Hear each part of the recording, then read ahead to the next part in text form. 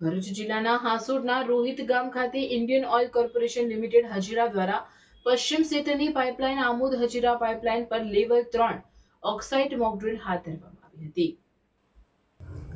Oil પાઇપલાઇનમાં ભંગાણ સર્જાવાના કારણે આગ ભભૂકી ઉઠતા આગને નિયંત્રણમાં લેવા દોડધામ મચી ગઈ હતી. આગ વિકરાળ બનતા લેવલ 3ની ઇમરજન્સી જાહેર કરવામાં આવી હતી. સ્થાનિક ફાયર શમનની ટીમે વિવિધ ફાયર એક્સટિંગ્યુશરનો ઉપયોગ કરીને આગ બુઝાવવા પ્રયાસ કર્યા. જોકે આગ કાબૂમાં ન આવતા અંતે વહીવટીતંત્રની જાણ કરીને મદદ માંગવામાં આવી હતી.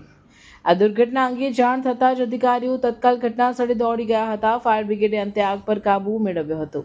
જોકે આગ લાગવાની દુર્ઘટનાનો પ્લાન મોકડ્રીલ હેઠળ તૈયાર કરીને વહીવટીતંત્રની પૂર્વ તૈયારીઓનો વાસ્તવિક અભ્યાસ કરવામાં આવ્યો હતો. આ એક મોકડ્રીલ હતી, જેના ભાગરૂપે જિલ્લા વહીવટીતંત્ર સહિત એજન્સીઓના સંકલન અંગેનો અભ્યાસ કરવામાં આવ્યો હતો.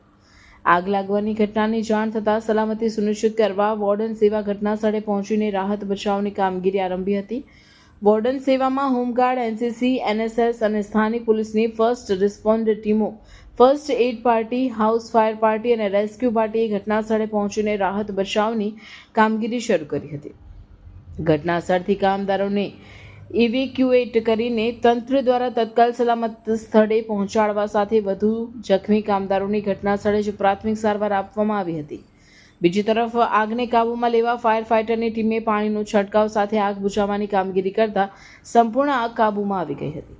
આ ઓફસાઇટ મોકડ્રીલનો હેતુ સંભવિત અકસ્માતની સ્થિતિમાં નાગરિકોની સુરક્ષા સુનિશ્ચિત કરવી, ઝડપી મદદ અને રાહત બચાવના પગલાઓ ભરી કઈ રીતે જાનહાનિને ટાળી શકાય તથા તમામ સુરક્ષા એજન્સીઓ, પોલીસ વિભાગ, સારવાર વ્યવસ્થાપન તથા વહીવટી તંત્રની પૂર્વ તૈયારીઓનો વાસ્તવિક અભ્યાસ કરવાનો હતો. મોકડ્રીલ પહેલા ઉપસ્થિત તમામ અધિકારીઓ અને રાહત બચાવના કામગીરીઓ માટે ટેબલ ટોપ એક્સરસાઇઝનું આયોજન કરવામાં આવ્યું હતું.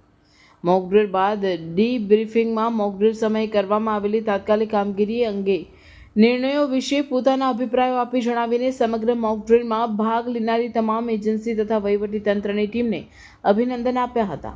આ તકે મહેશ સુતરિયા, નાયબ મામલતદાર Hansot, Waris Khadiyali, DPO Bharuch, PK Rathod, PSI Hansot અને એચટી પટેલ, કાર્યપાલક ઇજનેર જીપીસીબી ભરૂચ સહિત ગેલ, ઓએનજીસી, જીએસપીએલ, આરઆઈએલ, પીઆઈએલ, ઓપીએલ વગેરેના પ્રતિનિધિઓ પણ ઉપસ્થિત રહ્યા હતા.